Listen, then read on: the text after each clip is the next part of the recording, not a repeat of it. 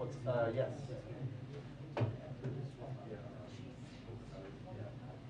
Where are they posted?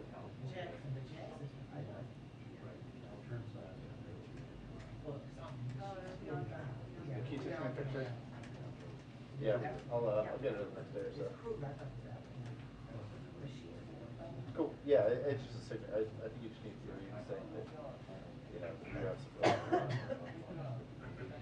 Yeah, just text me a picture of the other people's.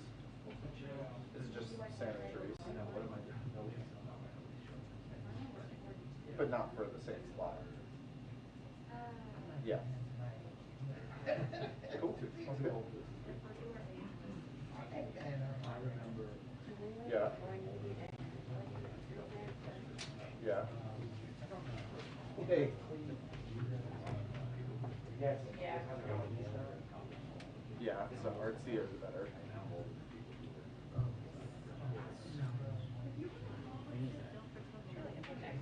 75 a story, 35 per single.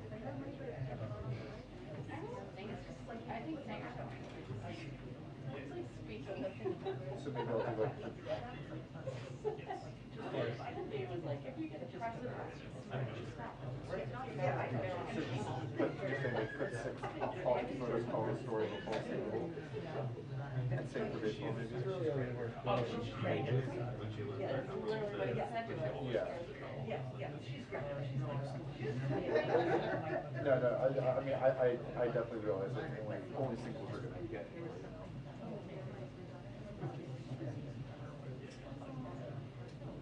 Okay.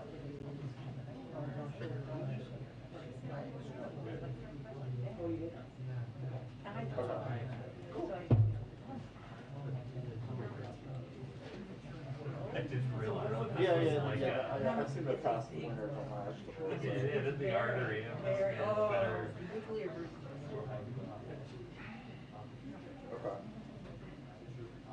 Cool. Well, we'll see. Sounds good. I didn't realize that people. It was. Appreciate it. Yep. Bye.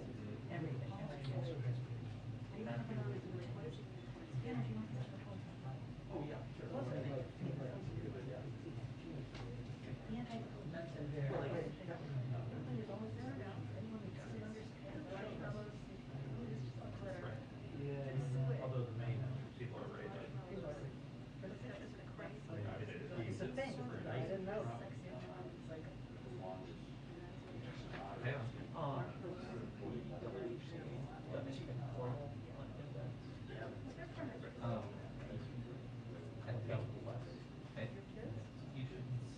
I'm not sure what public. I was just asked. I think that the press corps was going to announce a statement. I think we may do it, but I think that actually don't know the sanctions. I'll be able to tell you if it's kosher or not, but I know it's like on the radar. And I feel confident that he can kind of the press engagement without getting into it. Okay.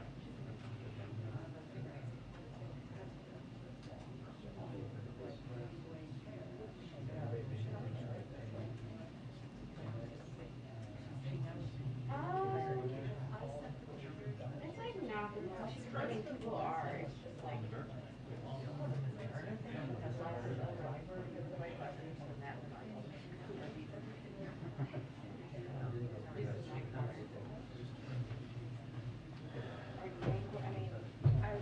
I was like reading from what Bennett was saying yesterday. Because I just find it interesting anyway. So they sent out kind of press release, sent a letter. I read our story. Okay. I can't remember. Thank you. Somebody else. I guess somebody asked to do it.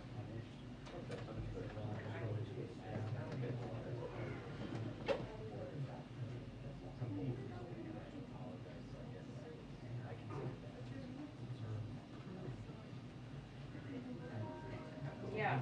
Well, he said something about like, yeah. And then like, Cram back. he's like, it's making Russian pain.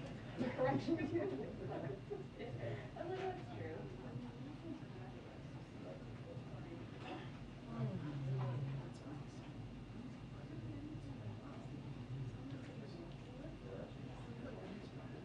I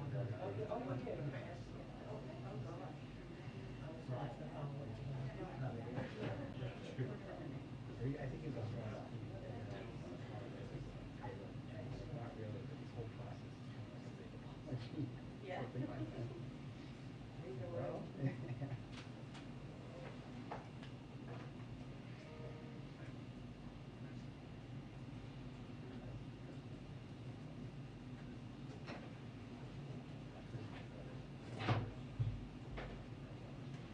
Well,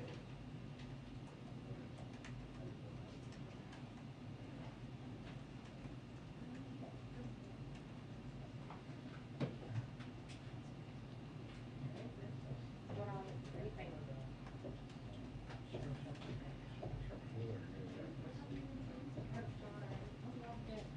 I'm locked in.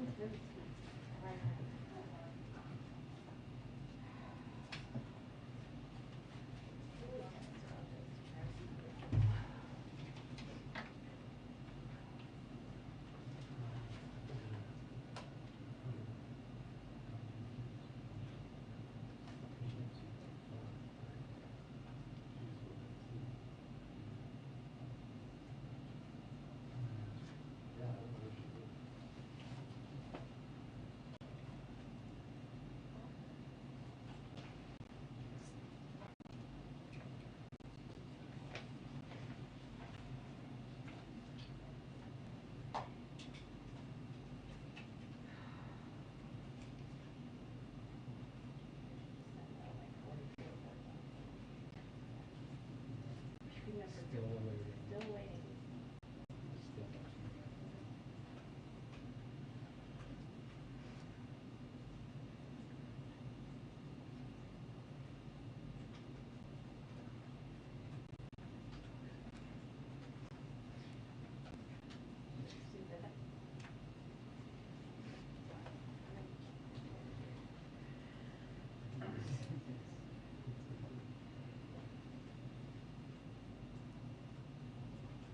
Oh my god. That's awesome. Sort of. Yeah. Shots fired. Yeah. There's so much stuff like that. All day.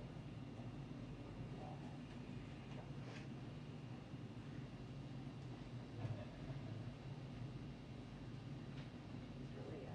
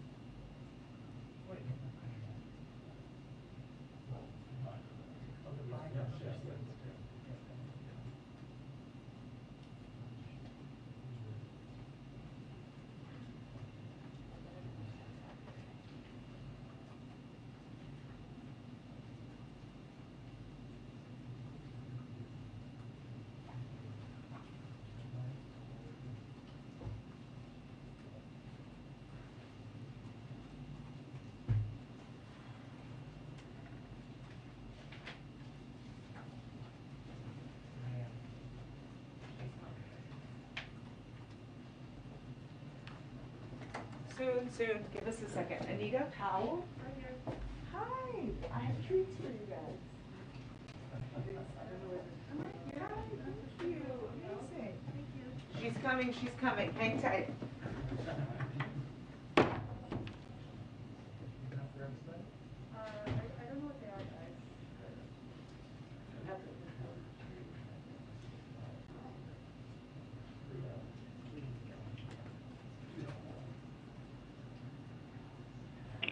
2-minute warning to briefing, 2-minute warning to briefing. Thank you. Well,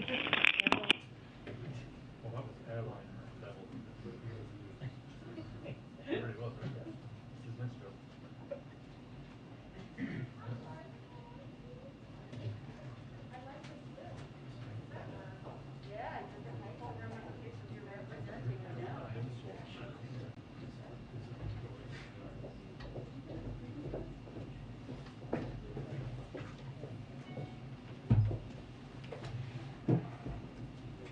How are you?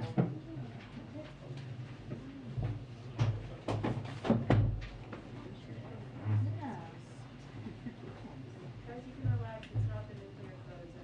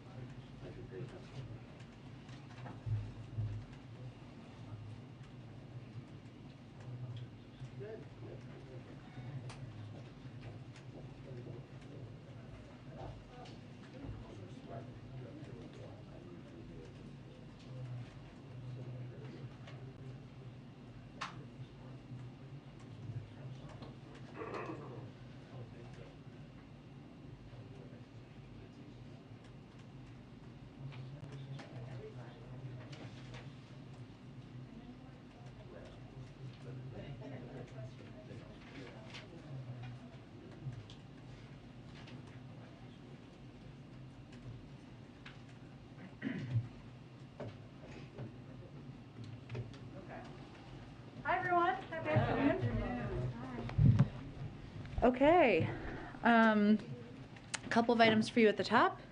Today, the President is hosting a roundtable CEOs of electric utilities from all over the country to discuss his economic growth plan for the middle class, the Build Back Better agenda, which will lower energy costs for working families, create good-paying union jobs, and build a reliable, clean energy future as we tackle the climate crisis. The President and these executives will discuss, or they are discussing, I guess I should say, how investments to reduce greenhouse gas emissions and expand tax credits for clean energy and research and development are necessary, overdue, and critical for increasing the resiliency of our electrical grid, and essential to helping the pocketbooks of Americans around the country. The executives and organizations attending this discussion operate key parts of America's power grid, and they know that the best way to ensure future economic growth is to make long-term investments to combat the climate crisis, increase the competitiveness of our industries, and protect our electrical grid from extreme weather events. Amar, why don't you kick us off? Okay, thanks. So new CPI numbers come out tomorrow, and economists are forecasting an index of, I believe, 7.3% annually. And I was just wanting to ask, what do you see in the data right now that suggests inflation will fall quickly this year? And how confident are you that a decrease in inflation can occur without hurting demand in the economy? Well, let me start with a little bit of a preview, just so, well, we don't know the numbers. I know there are projections, but just as people are preparing to look at these numbers and prepare to report on the numbers. So first, when we look at tomorrow's data, what we're looking at is recent trends in inflation. So in November and December, price increases showed relative to the month before, slowed relative to the month before, and in January, they were down almost half from where they were in October. That's a sign of progress, that the inflationary increases are decreasing, I should say, month to month. And we'll be looking at that wage growth compared looking how wage growth compared to inflation in January as well. What is also coming out tomorrow is annual data, right, which is, I think, what you're talking about. And so as we're looking at that, we expect a high year-over-year inflation rate reading in tomorrow's data, given what we know about the last year, right, and what we've seen over the last year. That's because year-over-year data largely reflects the price increases over the last year, as we've already talked about and we know about. It's not about the most recent trends. trends, which I think is the important component for people to look at, right? There's monthly, and then there's also the annual data. So above 7%, as I think some are predicting, would not be a surprise, even though we don't know what the data is going to be. But looking at that, reading of it as we prepare for tomorrow is still consistent with the path, in our view, to go to your question, that leading outside forecasters continue to project that inflation is expected to decrease over the course and moderate over the course of this year. So that continues to be outside projections, even as we're preparing for the new data tomorrow. I think there was another part of your question, but I wanted to explain what people should prepare for. Well, I guess with just getting back to how confident are you that a decrease? Well, I would say, as you know, the Federal Reserve has purview over taking the independent approaches they choose to. And we certainly, as the President has said, he welcomes and supports their efforts to take steps, or their plans to take steps. In terms of our confidence, we again rely on what their projections are about the projection that inflation will come down, that it will moderate, and we are also continuing to take steps to continue to grow the economy, continue to address the needs that the American people have in the economy. I can ask a question about New York today was the latest to work on their mask mandates. Several states are now, it seems, well ahead of the federal government in explaining the path out of the pandemic. Is the president now falling behind states in explaining to Americans how or we all can sort of resume our normal lives and get back to normalcy? Well, the president has been clear and has said that we are moving toward a time when COVID won't disrupt our daily lives, a time when COVID won't be a constant crisis. I think you all heard him talk about that in his press conference 2 weeks ago. And that is something that, as Jeff Zients, I believe, just said during the COVID briefing earlier today, there's an active and ongoing work plan to develop a path forward. And that is, there's constant discussion about that. I think what you're referring to as it relates to New York, which is an important component, especially as Americans are consuming what it means and where we're going, of masks and what the mask guidance is. Dr. Walensky was also on this COVID briefing that happened just earlier this morning, and what she conveyed on that briefing, I know there's a lot going on, she may not have all seen what she said, but is that we certainly understand the need to be flexible. We want to ensure that public health guidance we're providing meets the moment we're in. We recognize people are tired of the pandemic. They're tired of wearing masks. I bet all of you are. I certainly know I am.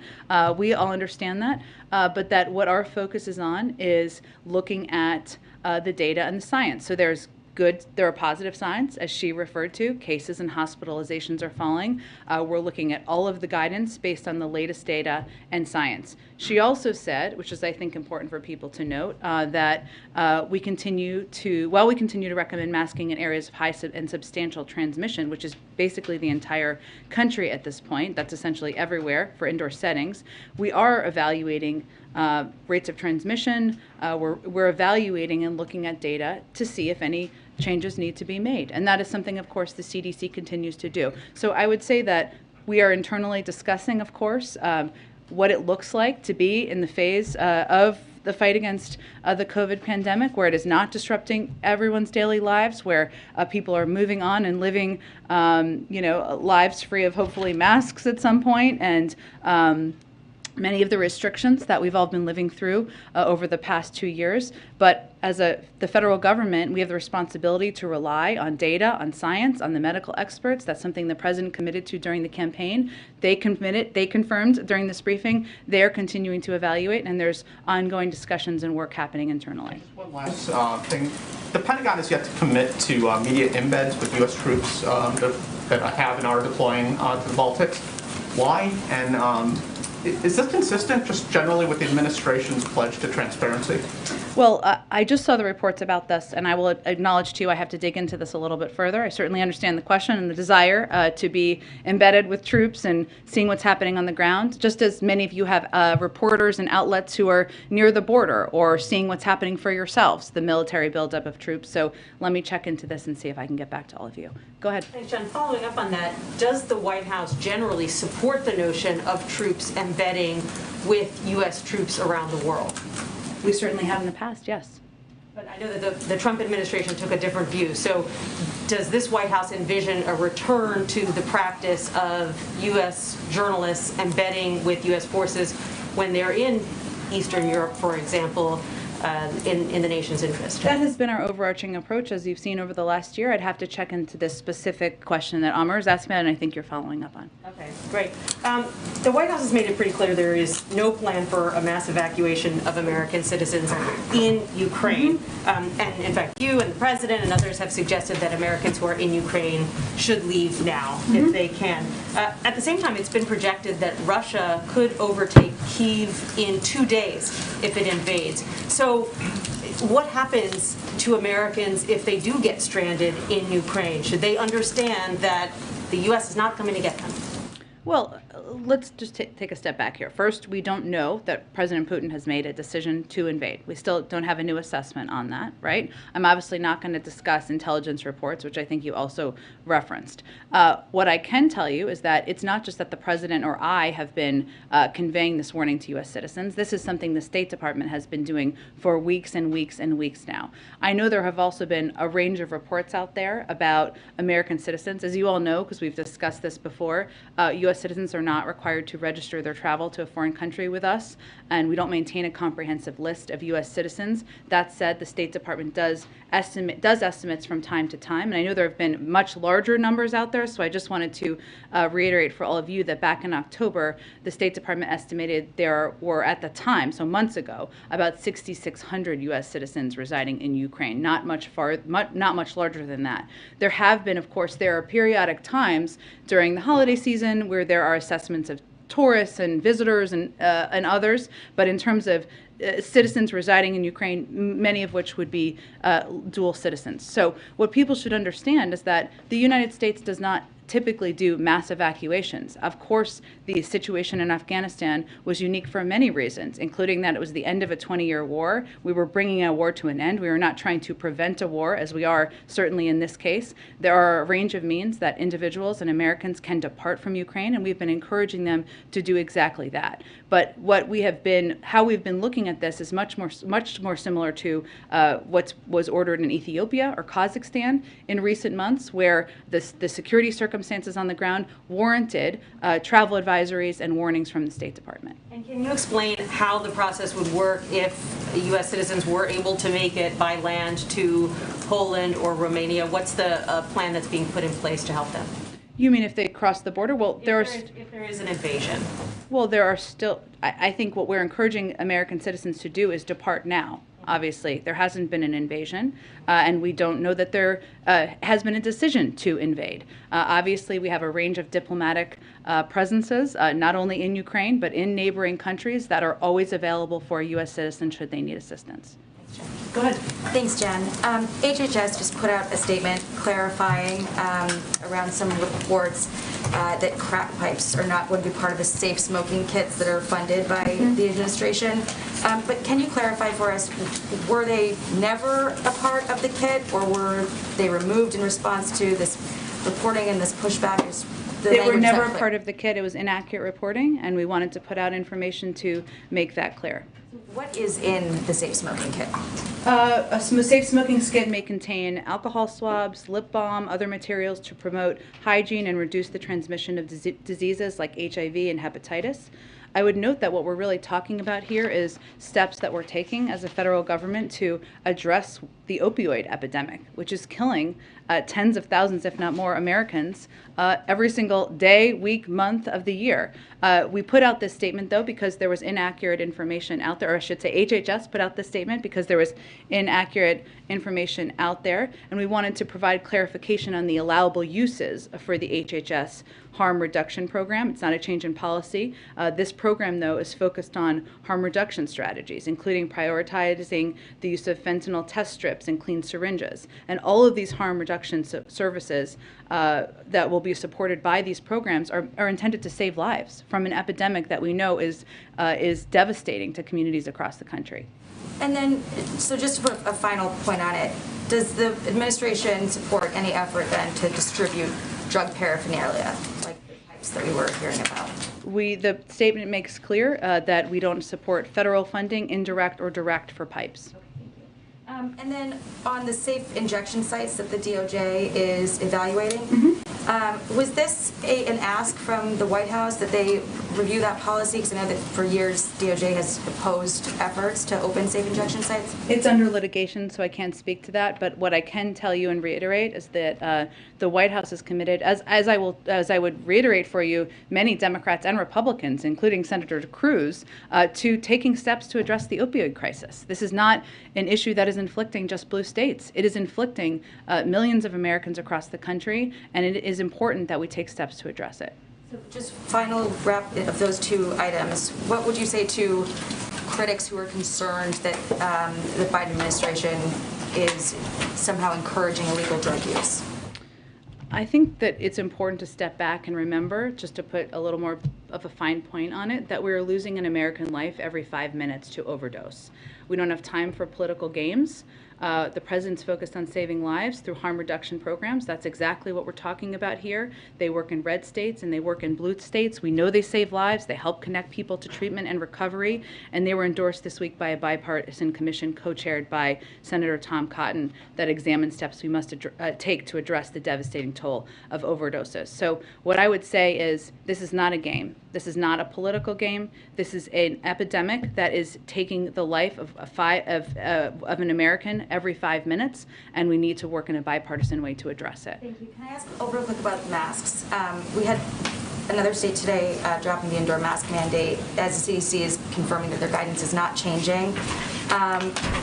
But these decisions that are being made at the local level, like you guys always talk about, are out of step with the science that is at the forefront of the CDC, of this White House. So why are we not hearing the same messaging criticizing states that are, making these moves like we heard previously with, for instance, Ron DeSantis? Well, I would say there is a distinct difference between standing in the way, which Ron DeSantis did, or Governor DeSantis, I'll give him his full title, of teachers, school administrators, and others taking steps to protect the students in their school communities. There's a difference between standing in the way of it, threatening to pull back funding, and allowing for local school districts to make choices, which is what a number of these states are doing. Go ahead. Jen, quick follow-up on that. Does the administration risk looking out of touch with where the country is heading in terms of lifting these mask mandates if the CDC doesn't revise its guidelines? Well, again, we understand where the emotions of the country are, right? People are tired of masks. I would say not even if you look at the polling, though. There is also a huge chunk of people who still want masks, right? So it's not even that specific. It's just that, as you noted, there are some states that are moving towards rolling back or giving more choice to local communities about how they will implement these requirements. But again, from the federal government, what our responsibility to do is to abide by what the president committed to on the campaign, which is to listen to scientists, listen to data. That doesn't move at the speed of politics, it moves at the speed of data. And they, Dr. Walensky, committed to conveyed, or I should say confirmed, that they were evaluating this at the CDC. And I want to just ask you about Russia. You were very careful in your wording when you were asked yesterday the extent to which the administration understands what happened between Presidents Macron and President Putin. Can you give us any more information today? To what extent has the administration been briefed? Has the president been briefed directly The president spoke with President Macron this morning, which I believe we confirmed. Yes. And what does he understand about what came out of that meeting?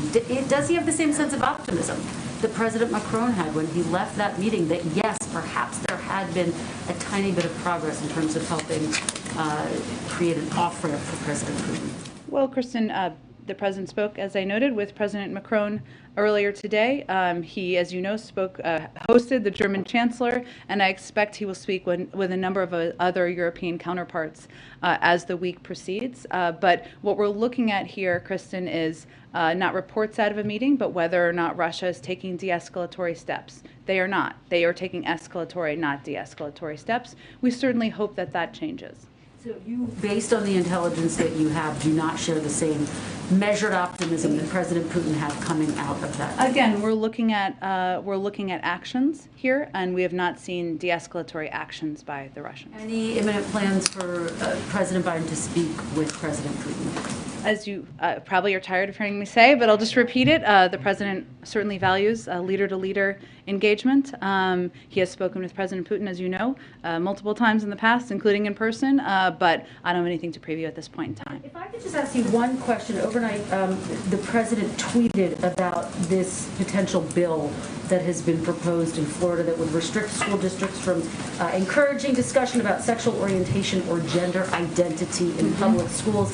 The president tweeted out that he wanted them to know that you are loved and accepted just as you are. I have your back. What, if anything, can President Biden do, is he planning to do, if in fact that does pass? Well, I would say, unfortunately, this is not the only bill or the only effort we're seeing across the country to really regulate what students can or cannot read, what they can or cannot learn, and most troubling, who they can or cannot be. As I think you saw in the president's tweet, it's cruel, it's harmful, and it is certainly something that is not helping young people who are members of the LGBTQI plus community, who are already vulnerable, already being bullied. I think the president felt it was important to speak out. But in terms of specific actions, we're going to continue to voice our strong views on this. It's significant the president did that, and if there's any additional steps, I'll let you know. Go ahead. Thanks, Jen. Back to Ukraine for a second. Tomorrow, it's expected to be this Russia-Belarus military exercise. Is it the sense of this administration that what's expected to be this massive show of force tomorrow and for the next few days after that could provide some sort of cover for an invasion? And is the White House and its allies on any kind of heightened alert given what's expected to happen? I wouldn't make a prediction of that. I'm sure your colleagues will ask the Pentagon that question, but I think as we look at the preparation for these military exercises, again, we see this as certainly more of an escalatory, not a de-escalatory action as it relates to those troops and the military exercises. This is happening at the border at the border as well. So that is certainly concerning to us, but I wouldn't make a prediction of what it means in terms of invasion. Okay, and back to masks, not to belabor it, yeah. But in a matter of weeks, Americans have heard the White House say masks are so important, you should get online and order yours for your family right now. You've got now this wave of states that are saying, actually, you don't have to necessarily wear masks. We're going to do away with some of these mandates. And now you've got the CDC saying its guidance stands. We're going to review things, but the guidance stands. Can you blame Americans for being confused and frustrated and having no idea who they should be listening to right now? Well, our guidance has consistently been this. When you are in a high transmission area, which is everywhere in the country, you should wear a mask in indoor settings, including schools. There are states that have rolled back their mask guidelines, that have given more flexibility to communities. They're different. They're just not uniform, what every state has done.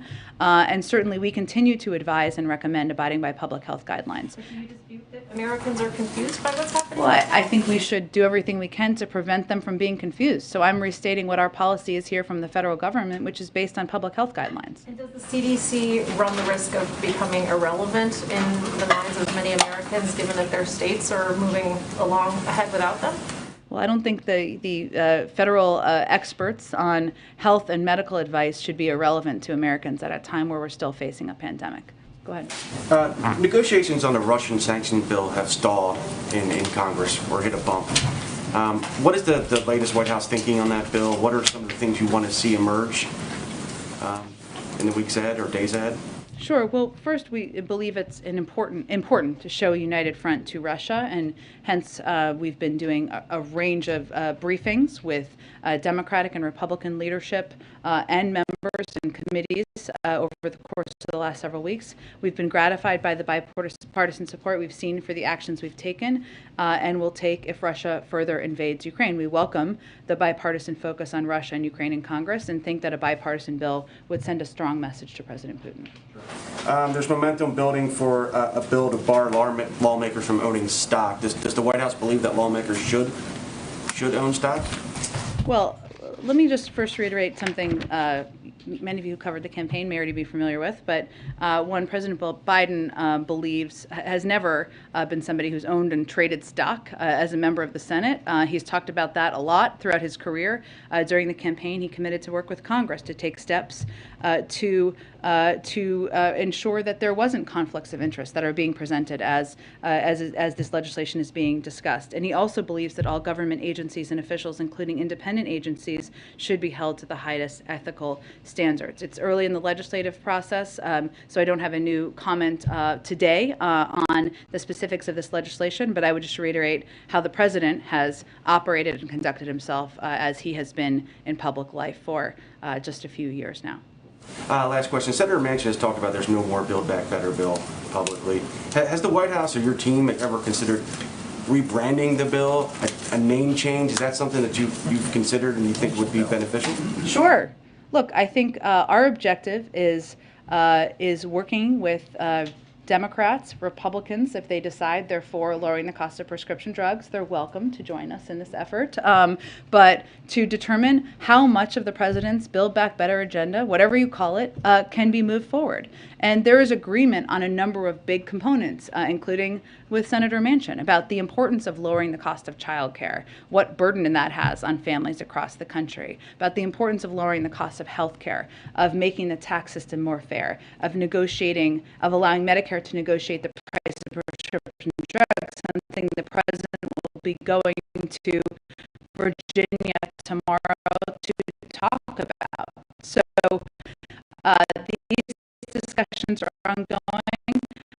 A lot of them, as you heard the president say at the press conference 2 weeks ago, are happening between members on the Hill, right? To determine what they can have support for, and our staff and senior members of the team are engaged in those as well. Go ahead. Jen, given that the CDC guideline still remains that masking is recommended in schools, if you are a parent, a teacher, a student living in a state where that is no longer recommended, should you still follow the CDC guideline? Yes. Yeah.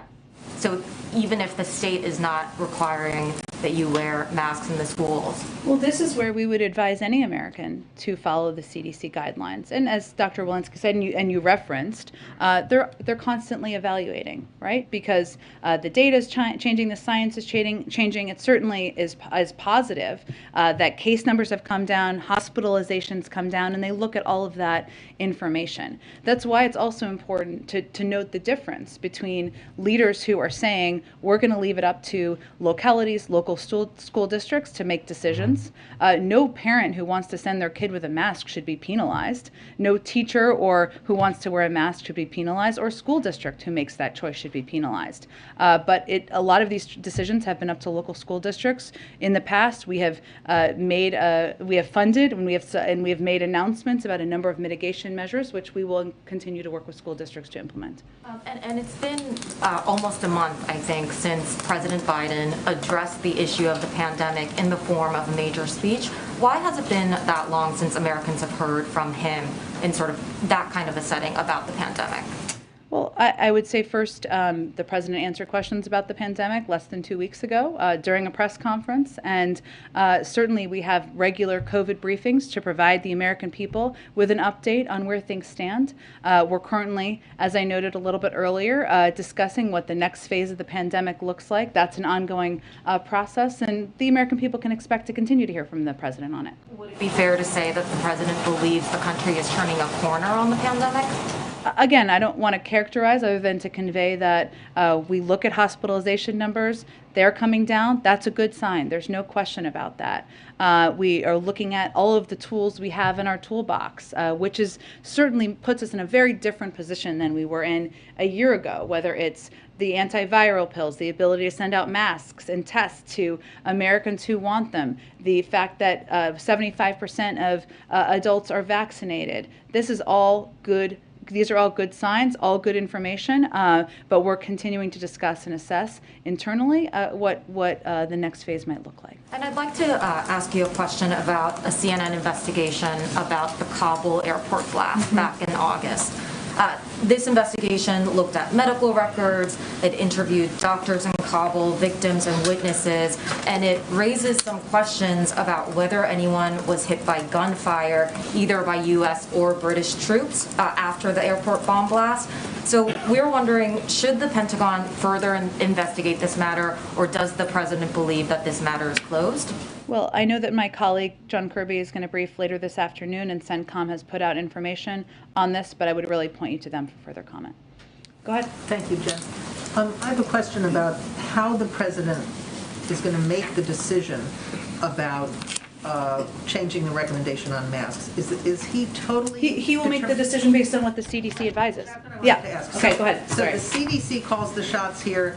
It's not like he measures trade-offs, the economy, mental health, people's behavior. It's just when the CDC says it's okay to do, that's what will determine his decision. But he doesn't take into account all these other factors. Well, what he has made the commitment to the American people on back when he ran for president, and we've tried to abide by, is that he would listen to the data, listen to the science, and certainly our health and medical team. Obviously, the CDC is part of that, Dr. Fauci, other experts. You've heard, though, I would note, Dr. Murthy and others talk about mental health impacts. So I would point you to them to talk about all the factors, but we're certainly going to listen to our doctors and medical experts. What I'm trying to determine is, what does listen mean? Does it mean that the CDC calls the shots here, or, as these governors have done, does the president take into account the trade-offs? I mean, this is about public health. It's not like just some kind of abstract thing in a vacuum. Kids' mental health is affected by wearing masks. Human behavior is part of this. The economy is part of this. Does he take those into account, or does he assume the CDC will do that for him? Well, I think, Mara, it's also important to note that masks are effective at reducing transmission in schools and other places, and we know that from what the data has told us, right? There are a range of health and medical experts who advise the president and make determinations about how the CDC guidance will be changed, but that is what we rely on, yes. There are a lot of doctors who are now signing statements saying it's time to lift mask mandates, especially for kids. I understand that, but we rely on the health and medical experts who work in the federal government, as we should, even as we account for and consult with outside experts. Go ahead. Thanks, Jen. You mentioned the president's trip tomorrow to Virginia.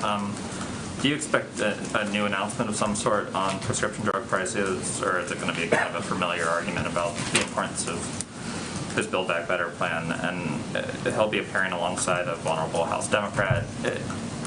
Will that type of travel, where he'll be going out with the Democrats facing tough re-election battles, be sort of the North Star as he accelerates his travel schedule, or at least has said that he wants to do that? Sure. Well, on your second question, you know, I've become quite careful about what I say about politics and campaigning from this podium, but the president himself has said, so I can point to that, that he is eager to go out there and hit the road for Democrats who are fighting for an agenda for the American people. So certainly tomorrow, when he is out in the Richmond area with Congresswoman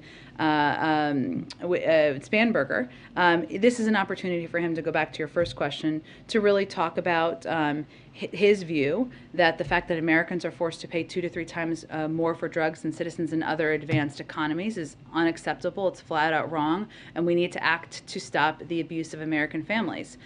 He, as you've heard him say many times, and I expect you would hear him say tomorrow, insulin, which was invented over 100 years ago, costs roughly $10 to make, but families are sometimes charged over $1,000 for it. That's unacceptable. It causes untold pain for thousands and thousands of families, and Medicare being able to negotiate the cost of prescription drugs, I don't know that it needs to be a new policy. It's a good policy supported by many, many Americans, the vast majority across the country, Democrats and Republicans, independents, and we obviously want to continue to fight to get it done. And Iran announced today that they said that they have developed a missile that can strike Israel or U.S. bases in the region. I'm wondering if you have a reaction to that, and then also kind of generally wanted to check in on where you thought the sort of progress on talks over a new nuclear deal are standing right now. Well, in terms of where things stand, Special Envoy Malley and his interagency delegation have been in Vienna for the 8th round of talks. As we've said, and this is consistent, the report you referenced is consistent with this, our talks with Iran have reached an urgent point on mutual return to full implementation of the JCPOA. A deal that addresses the core concerns of all sides is in sight, but if it is not reached in the coming weeks, Iran's ongoing nuclear advances will make it impossible for us to return to the JCPOA.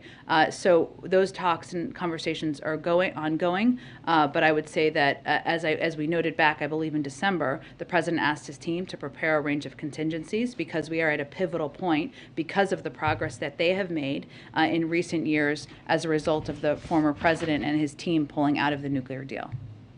Go ahead. Yeah, Jen, thank you.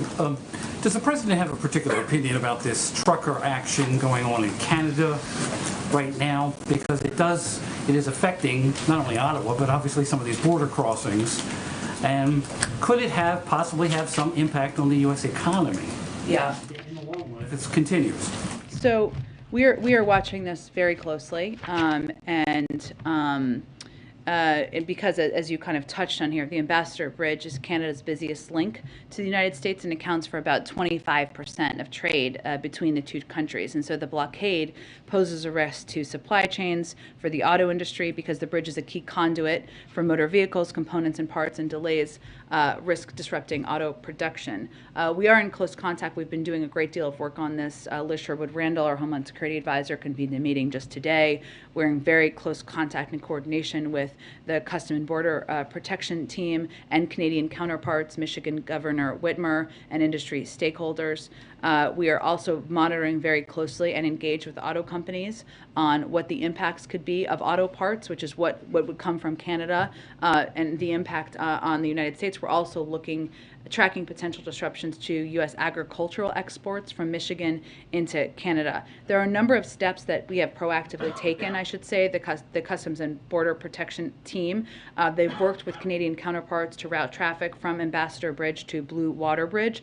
There's still a lengthy delay, but it is enabling some of these trucks and transports to get through. They also opened all 9 commercial lanes, including a fast lane at the port to process diverted traffic. And they're working closely with relevant automakers and other public and private sector stakeholders to discuss alternative processing. So we're working to ensure there's movement. The other issue, let me just touch on what you didn't ask about, but is an important component too, is there are workers who need to go across the bridge to get to Canada or to get to the United States. And the workers, they go over the Ambassador Bridge typically. They are being detoured to the Detroit-Windsor Tunnel, which is open, which enabling them to move past. So we're very focused on this. The president is focused on this, and we are working very closely with the team at DHS, with Canadian officials and others to do everything we can to alleviate the impact. Does the president have an opinion on this action? An opinion on it? In what? Tell me more. About the message they want to send. Well, we support peaceful protest, but we have concerns when those protests turn violent. And certainly I think it's important for everyone in Canada and the United States to understand what the impact of this blockage is, potential impact on workers, on the supply chain, and that is where we are most focused. Go ahead. I'll come back to you. Go ahead. Thank you, Jen. I have a couple questions on schools and guidelines around COVID. You're saying, the CDC, its guidance remains that there be universal masking in schools, and the White House supports that recommendation. As you point out, some of these Democratic governors who are lifting mask mandates in schools, they are allowing local authorities to make some decisions, but the reality is there are going to be a lot of parents who no longer have their children wear masks in schools. And given community transmission is still high across the country, the whole map on the CDC website is red. Are you not concerned that these decisions are going to potentially lead to outbreaks in schools? Well, our focus continues to be to recommend everyone follow CDC guidance, right? And we know that wearing masks effectively reduces transmission. As much as people are understandably tired of wearing masks, we understand that. There were a number of other mitigation measures that schools have taken. Obviously now kids age 5 to 11 are eligible to be vaccinated. Testing so kids can remain in the classroom even if there's a case is something we have also talked about and supported. And funding from the American Rescue Plan ensured that there was capacity and ability to improve ventilation, social distancing, and take other steps that are also effective mitigation measures in schools. But again, our view is that if a student or a parent chooses to wear a mask, they should be able to freely and they should not be prevented from doing that. This is happening as we still see this trend where there is a drop-off in the vaccination rate when you reach those who are under 18. Mm-hmm. Among adolescents, I think it's just over half of adolescents are vaccinated, an even bigger drop-off among those who are age 5 to 11, with pretty high numbers still around vaccine hesitancy. Why hasn't the White House called for a vaccine requirement against COVID-19 for K through 12 schools, which many public health experts say is really the only way that you will be able to protect students in the long term? Because those decisions have historically been up to school districts. Go ahead. Hi, a couple questions. On the child tax credit, Mitt Romney has suggested that you consider bipartisan path toward his alternative version of the program. Does he have 10 Republicans? Well, he says that he has a bipartisan group that's been successful in the past and that he's going to try and get here. Has the White House engaged with him on this recently? We've been engaged with every member who is open to engaging and looking to move the president's agenda forward. Is his version an acceptable alternative if it can get the votes to the White House? I don't have any specific reaction to his version, but I would just note that in order to get any component of the president's agenda forward, if it's broken off of a reconciliation package, you'd need 60 votes. On the COVID, Kristen Ortiza, who spoke to the nominating convention for the president, told us a couple weeks ago that she's disappointed that the president hasn't met and engaged more directly with people who are affected by COVID. So we're at over 900,000 deaths now. Are there any plans for the president to host people at the White House who have been affected by COVID, whose families have been affected by COVID? I'm happy to check and see if there's any plans. I would note that the president has spoken about COVID and his plans and his commitment to addressing the pandemic more than perhaps any other issue since he became president. And more importantly than that, to I think most Americans, he's taken very specific actions to ensure that vaccines are available, that tests are available, that masks are available, that schools are open, which that is what impacts people's lives on a daily basis, but I can see if there's any plans for that. Go ahead. Is it the sense inside the White House that the decisions by Democratic governors to relax some of these mask guidelines is driven mostly by, as you said, the speed of politics and not the public health guidelines that are driving the federal government's policy? I didn't actually make that assessment, but I would point you to all of them to ask them questions about what they base their decision making on. But again, we understand local leaders. We continue to advise local leaders, whether they're governors or others, to make decisions based on the science and data about what's happening in their communities and what is going to keep kids in school safe, what is going to keep kids and their people in their communities safe. And we will continue to abide by what federal guidance is advising, which is based on the science and health experts in the federal government. And then on the meeting later today with President Biden and the companies, how much is he relying on these companies to make clean energy decisions kind of on their own in the absence of climate legislation that is, currently stalled or being renegotiated in Congress right now that we know would be necessary to reach the White House's goals on clean energy? Well, I think as many of these leaders have said, I mean, they know that the industry of the future is clean energy. And so there is an incentive for them to act and move in that direction. And certainly the president agrees with that. And there are a number of steps, even as we're working to continue to push to get Build Back Better passed, that we have already passed into law as a part of the infrastructure bill, for example, including clean charging stations around the country, incentivizing the purchase of electric vehicles, which of course is an industry that will help many of the American auto industry producers prosper over the course of time. But certainly it's where the industry is going, and there's agreement between government and many of these industries about the opportunity for the United States to be a leader in the clean energy movement in the world. Go ahead. Thank you so much. I just have two boring questions and a round follow-up. Starting with Build Back Better World. Do we have any news on when that's going to be officially launched? Have you identified any programs? Can you share any details? Well, the president's talked about this quite a lot on the global stage. Let me see if we can get an update from the NSC team about any new specifics on it. Then I want to talk about something that Russian President Putin said the other day. He made what many Russian speakers interpreted as a rape joke directed at Ukraine. Given that diplomacy is all about talking, how does the administration view talk like this? Does it shorten the diplomatic off-ramp? Because it's a pretty undiplomatic thing to say. And has the White House communicated to the Kremlin, yo, that's not cool, Well, first I would say that any joke about rape would certainly be something that everyone in this government would be outraged by, whether it's happening from the mouth of a U.S. official or a foreign official.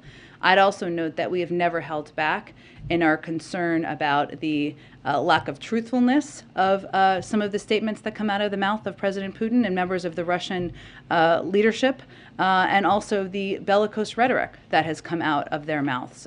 So we have never held back on our concern, and certainly that joke would not be something that we... I don't have anything more in terms of diplomatic discussions. Go ahead, April. Jen, two topics. One, back on the HHS issue and pipes. Misinformation has a terrible ripple effect.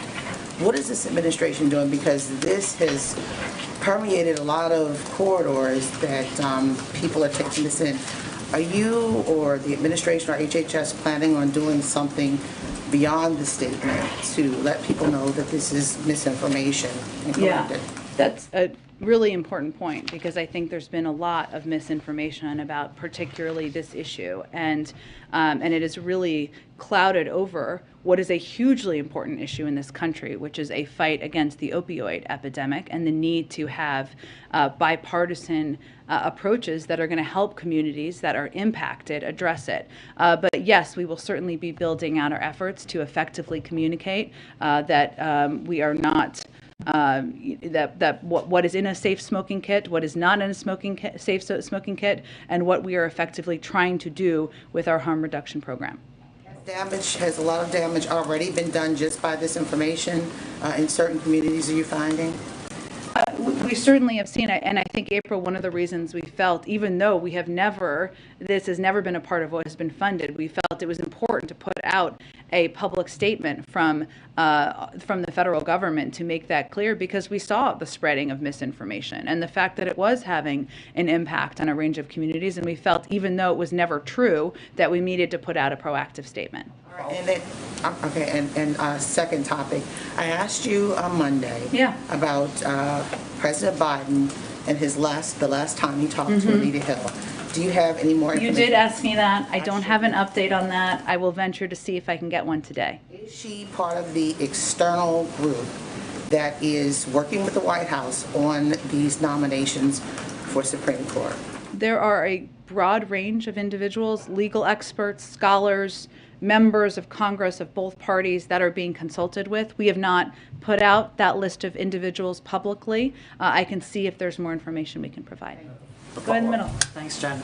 Two quick questions. One, we've heard from the White House about this effort to reach out to Republican senators on the Supreme Court nomination. I wondered if you could explain a little bit kind of what the focus of those conversations are.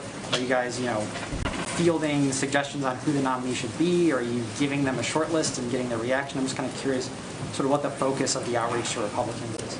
Well, as the president has said, and I'll just reiterate, we're going to choose a nominee. He's going to choose a nominee whose qualifications, record, character, and devotion to the Constitution and rule of law make them deserving of support from both sides of the aisle. And there are many candidates at the top of their field who fit that profile and who have received bipartisan support in the past. So these conversations are not uniform, right? Sometimes, and the president is certainly seeking input, seeking feedback, but he is treating the process as he believes it should be treated, which is with seriousness, which is approaching it from a bipartisan manner and seeking engagement and advice from a range of officials, elected and non-elected. And then secondly, unrelated, but there was some reporting this week that Labor Secretary Marty Walsh has offered to help resolve the Major League Baseball lockout, and I wondered if the president has been in touch with him about that, or if he has an opinion or a viewpoint on the lockout. I'm happy to check on that, and my husband is also looking for an answer. So I will check on that. I don't have anything new. Go ahead. Yeah, yesterday in the event you highlighted electric vehicles. Yeah. Today you're highlighting the utility companies are here. 3% of the market is electric for vehicles in the U.S. So if Americans go out and buy a lot of electric cars, can the grid handle the load without using more coal power? Well, I think we're trying to address this from many fronts, right? As you know, and you've seen in the president's infrastructure legislation, which includes additional charging stations, which includes incentivizing and making it more affordable and accessible for Americans to purchase electric vehicles. But what we're seeing is the increase in the market for electric vehicles increase year by year, right? As they become more affordable, as there are more charging stations, as they are able to, as more Americans can see themselves driving electric vehicles. And this is certainly something not just the federal government, but many of these automobile industries, companies are also seeing opportunity in. So we're all moving to, as the market is increasing, as more Americans are purchasing these electric vehicles to ensure there are the charging stations and the mechanisms needed for them to be driven. Sure, but can wind and solar handle that amount of load on the system? Well, again, we're working to increase all of the components of what is needed to ensure that electric vehicles can be powered across the country. Jen, can I ask you a question on Africa? Hold on, I'll come back to you. Thanks, Jen. When the president met with governors last week, did any of them ask specifically for more guidance from the federal government as they were considering easing some of the COVID restrictions? And did any express any frustration that the CDC is not moving quickly enough for them? I'm not going to speak for the governors. They can certainly speak for themselves. I can just speak for what our position is, what we've conveyed to the governors, which is exactly what I've outlined for all of you. Has the president urged any governors to hold off on easing these restrictions? Has he had any direct conversations since then about what they've all started announcing this week? We are continuing to convey directly to governors our recommendation that they abide by federal public health guidelines, but also our understanding and that they may make decisions based on what they feel is best for their communities. And has he had conversations this week? I don't have any to read out for you. Go ahead. Hello. So President Biden nominated Los Angeles Mayor Eric Garcetti to the U.S. Ambassador to India. Garcetti's former top spokeswoman has filed a complaint with state, local, and federal prosecutors demanding that he be prosecuted for perjury for repeatedly denying that he knew about another former aide's alleged sexual misconduct. She's saying that the mayor lied under oath during his testimony before a U.S. Senate committee considering his appointment to the ambassadorship. Is the president aware of this complaint? Has he spoken to the mayor? Does he plan to rescind Garcetti's nomination? There's no plans to rescind any nominations. I would point you to Mayor Garcetti's office for any further comment. Go ahead. Thank you, Jen. About the virus again. Is there reluctance to the president now? I mean, it seems to be at least caution, put it that way, the approach he's taken compared to a lot of the others.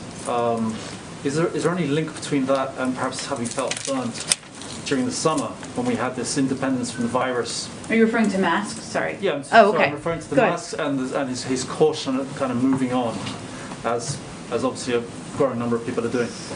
Is this in any way linked to him feeling a little burned by what happened during the summer when, you know, the Delta came pretty much as he was inviting people for a barbecue here to celebrate independence? He's basing his decision on what the advice of our health and medical experts continues to be, and the fact that they are continuing to evaluate and look at the data and the science, and that is a commitment he made to the American people at the beginning. We also recognize that while hospitalization rates are coming down, there's still high transmission rates throughout basically the entire country, and he is cognizant of that as well. And the fact that we need to look at the totality of that and make recommendations based on what our science experts are conveying.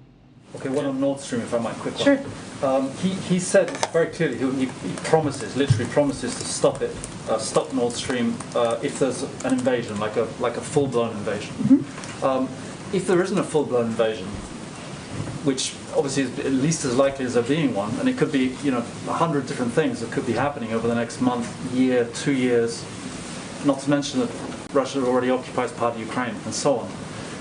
What's the rationale for supporting Nord Stream at all? We don't support Nord Stream. Okay. We have been clear we oppose the Nord Stream 2 pipeline, which is a Russian geopolitical project that undercuts the energy security and national security of a significant part of the Euro-Atlantic community. That's long been our position. It's not online, the pipeline. The German regulators have said it is not currently on track to be approved until at least the latter half of 2022, and we'll continue to work with Germany, Ukraine, and other allies and partners to implement the July 21st joint statement. And again, if Russia invades Ukraine, Nord Stream 2 will not come online. Jen, do you have any comment on a series of bomb threats that are happening in D.C. schools right now? D.C. police are reporting that Dunbar, Theodore Roosevelt, Ron Brown High School, several others are now under bomb threat and evacuating schools. What do you say about that, especially after yesterday? I don't have any new information on these threats. I'm happy to see if there's a new updated comment we can get for all of you. Of course, we are in touch with local school districts, as we have been since yesterday, and our Homeland Security experts will do everything we can to ensure that schools have the resources they need, but I don't have any new information on it. Thanks, everyone.